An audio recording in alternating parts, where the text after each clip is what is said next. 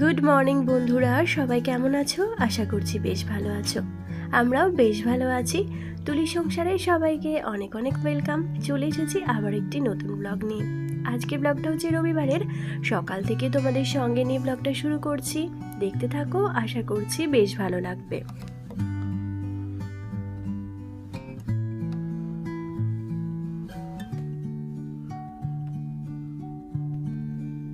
আজ যেহেতু রবিবার, তাই সকালবেলা ঘুম থেকে উঠেও নিজে একটু ফ্রেশ হয়ে নিয়েছি, আর তারপর চাটা তো খাওয়া হয়েই গেছে।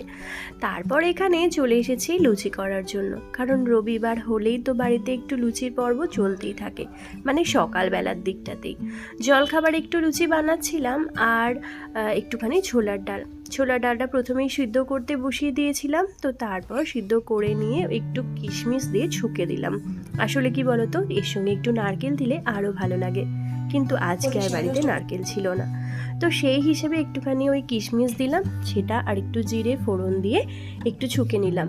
তারপর এই যে ময়দাটা মেখিয়ে রেখেছিলাম সকালবেলাতেই, ওই যখন ডালটা সিদ্ধ করতে বসিয়েছিলাম তখনই। তারপর এখানে ময়দাটা লুচিগুলো বেলে নিচ্ছি। এরপর হচ্ছে লুচিগুলো একটু একটু করে করে নেব।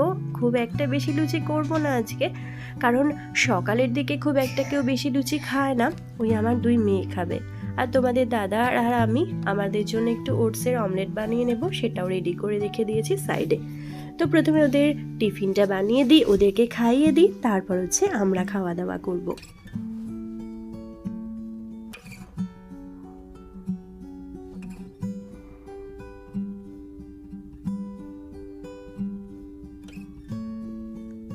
তো বেশ কয়েকটা লুচি পরপর বেলে নিয়েছিলাম, এবার সেগুলোই হচ্ছে ভেজে নেব। আর ওদিকে ছোলার ডালটাও কিন্তু হয়ে গেছে। জানো তো, প্রথমে ভেবেছিলাম ঘুগনি আর লুচি বানাবো, কিন্তু ঘুগনির কলাইটা শেষ হয়ে গেছে।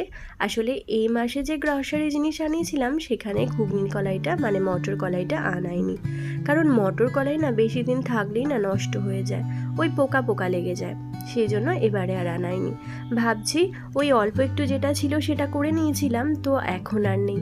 ভাবছি যে এবারে মানে 2 দিন পর হয়তো একটু আনিয়ে নেব, কারণ মটর কলাইয়ের ঘুগনিটা মাঝে মধ্যেই খেতে ইচ্ছে করে। আবার চানা কলাইটাও অল্প ছিল, সেই জন্য দুটোর কোনোটাই নিয়ে আসা করাইনি। তো দুটোই শেষ হয়ে গেছে, বা দুটোকেই নিয়ে আসতে হবে। আর ওই যে মাঝে মধ্যে জিনিস শেষ হয়ে যায়, তখন আবার মাঝে মধ্যে লিখে দিই, কি আর করব। সবসময় তো পুরো মাসের গ্রসারি জিনিসটা মানে আনলেও হয়তো কিছু কিছু জিনিস থেকে গেল, সেক্ষেত্রে আর আনাই না। এবার বেশি করে জিনিস আনালে কি হয় বলো তো, যদি নষ্ট হয়ে যায় সেই ভয়েতে আমি আনাই না। তো এবার যদিও ওই বর্ষাকালটা কেটে গেছে, শীতকালে তো জিনিস থাকে, খুব একটা নষ্ট হয় না। এখন চলে এসেছি নিজে একটু ফ্রেশ হতে, বিছানাটা গোছাতেই এসেছিলাম। তারপর ভাবলাম যে আগে স্নানটা সেরে নিই, নিজে ফ্রেশ হয়ে নিই। আর এদিকে দেখো, আমার এত পরিমাণে চুল উঠছে যে কি বলবো। চুলটা ওই ভয়েতে কেটে একদম ছোট্ট করে দিয়েছিলাম, এই চুল ওঠার ভয়েতেই। কিন্তু এখন দেখছি প্রচণ্ড পরিমাণে চুল উঠছে। এমনিতেই তো শীতকালে চুল ওঠে, কিন্তু এই চুল ওঠা যেন অত্যধিক হচ্ছে। এদিকে একটু মুখটা ফ্রেশ হয়ে নেব, আর সঙ্গে ভেবেছিলাম ওই যে স্নান করে নেব, কিন্তু সেটা আর হয়নি। জানো তো, ওই যে আমার কাজের দিদি আজকে আসেনি। লুচি করতে করতে খেয়ালই করিনি কতটা বেলা হয়ে গেছে। তারপর যখন খেয়াল পড়লো, তখন ওকে ফোন করলাম, তখন বেজে গেছে 9টা। ফোন করার সময় ও আমাকে জানালো যে ওর আজকে শরীর খারাপ, আসতে পারবে না। আমার মাথায় তো আকাশ ভেঙে পড়ার মতো অবস্থা। যাই হোক, আমি স্নান সারতেই যাচ্ছিলাম, তখন ভাবলাম যে না, স্নানটা এখন আর করলে হবে না, আগে এই যে ঘর দুয়ার সমস্ত কিছু পরিষ্কার করে নিই, তারপর হচ্ছে স্নান করব। আর তার মধ্যে বিছানাটা কি এরকম নোংরা হয়ে পড়ে থাকবে, তার জন্য বিছানাটা আগে গুছিয়ে নিই।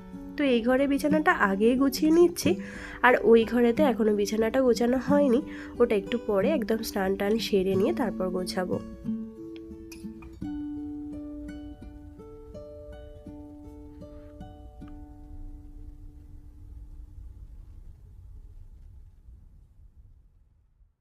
আসলে কাজ করার অভ্যাসটা যদি থাকে না, সেই ক্ষেত্রে খুব একটা অসুবিধা হয় না। কিন্তু এই যে রবিবারগুলো, সেই দিনটাতে না অনেকটা পরিমাণে কাজের চাপ থাকে। যেমন ধরো, রবিবারেতে বাজার করা থাকে, সেই সমস্ত বাজার টাজার কিন্তু গুছিয়ে রাখতে হয়। আবার ধরো মাছ মাংস যাই বলো না কেন, এই রবিবারেতেই আসে, সেই জন্য সমস্ত বাজার গোছানো। আর সঙ্গে যখন মেয়েরা থাকে, তাদের জন্য স্পেশাল কোনো টিফিনও বানিয়ে দিতে হয়। সেই ক্ষেত্রে না রবিবারে চাপটা একটু বেশি থাকে, আর ওই দিন যদি কাজের মেয়ে না আসে, সেক্ষেত্রে একটু সমস্যাতেই পড়তে হয়। আর আরও একটা ক্ষেত্রে অসুবিধা কিসে হয় জানো তো, যদি আমাকে ও একটু সকালের দিকে ফোন করে জানিয়ে দেয় যে আমি এই সময় যাব বা আজকে আমি যাব না, আমার শরীর খারাপ, সেক্ষেত্রে অতটা অসুবিধাও হয় না। কিন্তু যদি আমাকে না জানায়, এবার তখন যদি আমাকে বেলার দিকে কাজ করতে হয়, সেক্ষেত্রে খুবই অসুবিধা হয়ে যায়। কারণ আমি যদি জানা থাকে তাহলে আমি তো অনেকটা সকালে ঘুম থেকে উঠি, তো সেক্ষেত্রে আমি সকালের দিকে কাজটা মানে সেরে নিতে পারি। কিন্তু যদি না বলা থাকে সেক্ষেত্রেই তো অসুবিধাটা হয়ে যায়।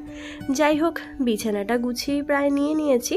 আর এরপর হচ্ছে ঘরগুলো আগে একটু মুছে নেব, তারপর হচ্ছে বাসনগুলো একটু ভিজিয়ে রাখবো, তারপর বাসনগুলো ধুয়ে নেব। অনেকেই দেখেছি যে রাত্রের দিকে বাসন ধুয়ে নেয়। আসলে আমার তো কাজের মেয়ে আছে, সেই কারণে আমি কিন্তু রাতের দিকে খুব একটা বাসন ধুয়ে রাখি না। ওই রেখে দিই একটা মানে একটা টাবের মধ্যে রেখে দিই বাসনগুলো, তো সকালে মানে যখন ওই পরের দিন সকালে কাজে দিদি আসে সেই ধুয়ে দেয়। এদিকে দেখো বেসিনেও অনেক বাসন জড়ো হয়ে গেছে রান্না করতে করতে। আর আমি না ওই সমস্ত কাজকর্মই বলো, ঘর মোছা, বাসন ধোয়া, তারপর রান্নাবান্না অনেকটাই প্রায় সেরে নিয়েছি অফ ক্যামেরাতে, কারণ কাজ করতে করতে অনেকটাই বেলা হয়ে গিয়েছিল আর ওই সবটা ভিডিও করা হয়ে ওঠেনি, তাই অনেকটা কাজ সেরে নিয়েছি। এদিকে তোমাদের দাদা আজকে রুই মাছ এনেছিল। কাল যেহেতু বাজার গিয়ে রুই মাছটা পাইনি, তাই আজকে এনেছিল। আর কালকের একটু চিংড়ি মাছও ছিল, সেটা আছে। আজকে রুই মাছটা টাটকা রান্না করব। একটু মাছের যে তেলটা আছে সেটা ভেজে রেখে দিয়েছি, আর একটু মাছের কয়েকটা পিস নিয়েছি, সেটা দিয়ে একটু রুই পোস্ত বানাবো। এই যে মাছের তেলটা বেশ ভালো ছিল, সেজন্য ওটা কিন্তু ভালো করে একটু জিরে আর শুকনো লঙ্কা ফোড়ন দিয়ে ভেজে রেখেছি।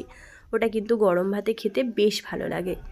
এটাতে ওই যে কালকের মাছের একটু টক আছে, মাছের মাথা দিয়ে যে টকটা বানিয়েছিলাম সেটা, আর সঙ্গে একটু সমস্ত সবজি দিয়ে আজকে ঝোল বানিয়েছি। এই যেমন ধরো বেগুন আছে, গাজর, ফুলকপি, আলু, একটু মূলো আছে। তো এই সমস্ত সবজি দিয়ে এই যে পাতলা ঝোলটা না খেতে কিন্তু অপূর্ব লাগে। আর এদিকে রুই পোস্ত করার জন্য সমস্ত প্রিপারেশনটা রেডি করে নিয়েছি। আমি রুই পোস্ত কীভাবে বানাই সেটা আমি তোমাদেরকে অন্য একটা ব্লগে শেয়ার করব। তো আমি খুব একদম কম সময়ে এবং একদম খুব অল্প জিনিস দিয়ে আমি কিন্তু রুই পোস্তটা বানাই। যদি তোমরা কেউ দেখতে চাও, অবশ্যই তোমাদের সঙ্গে আমি রেসিপিটা শেয়ার করব।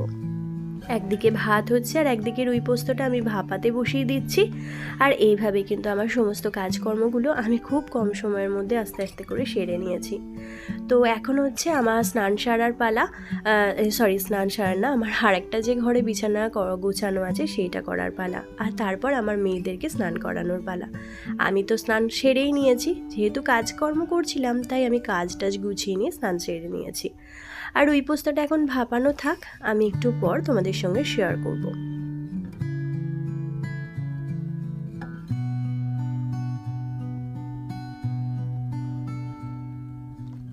তো এই যে দেখো আমার রুই পোস্ত একদম রেডি। একটু উপরে কাঁচা লঙ্কা আর কাঁচা সর্ষের তেল দিয়ে দিয়েছিলাম, আর খেতে না অপূর্ব হয়েছিল।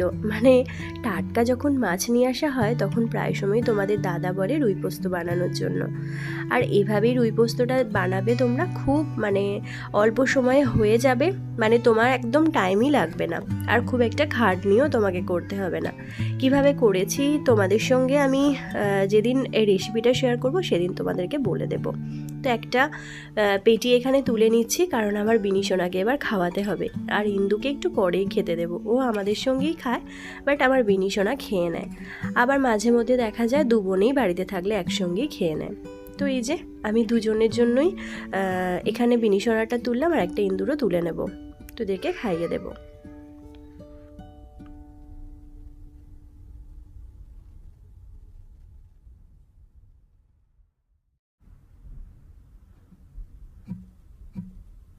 এখন চলে এসেছি এই ঘরে বিছানাটা গোছাতে। এই ঘরের বিছানাটা সকালবেলাতে আমার ভাই শুয়েছিল, তো তারপর দেখো ও এখন থেকে লেপ নিতে শুরু করে দিয়েছে। আসলে সারা বছর ও একটা ঢাকা নিয়েই শোয়, আবার এখন যেহেতু একটু ঠান্ডা পড়েছে তো তার মাঝখানে ও লেপ নেওয়া শুরু হয়ে গেছে। আসলে আমাদের ব্ল্যাঙ্কেটগুলো না সমস্ত কিছু ওই কাচতে দেওয়া আছে, এখনও সেগুলো নিয়ে আসা হয়নি। আগের বছর দেওয়া হয়েছিল কাচাতে, তো আমি না বিলটা হারিয়ে ফেলেছি, সেই জন্য না দিচ্ছে না। জানো তো কি হবে বুঝতেই পারছি না, কোথায় যে রেখেছি বুঝেই উঠতে পারছি না। খুব যত্ন সহকারেই রেখেছি, কিন্তু এখন আর সেটা খুঁজে পাবো না। ওই যে বলে না কাজের সময় কোনো জিনিস খুঁজে পাওয়া যায় না, ঠিক কাজটা পেরিয়ে যাবে তখন আমি খুঁজে পাবো।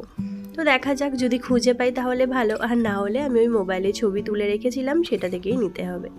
আজকে ভাবলাম এই ঘরে বিছানার বেড কভারটা একটু চেঞ্জ করে নিই, আর সেটাই এখন করে নিচ্ছি। বেড কভারটা চেঞ্জ করে নিয়ে নতুন বেড কভার পেতে নেব, আর সঙ্গে বালিশের কভারগুলোও চেঞ্জ করে নেব। ঘরটা তো গোছানোই আছে, তাই ঘরটা আজকে আর গোছালাম না। আর এমনিতেও আমার অনেকটা কাজ ছিল, তাই ঘর গোছানোটা আজকে আমার দ্বারা আর হয়ে ওঠেনি। ওই সামনাসামনি টুকটাক যেটুকু ছিল সেটুকু পরিষ্কার করে নিয়েছি।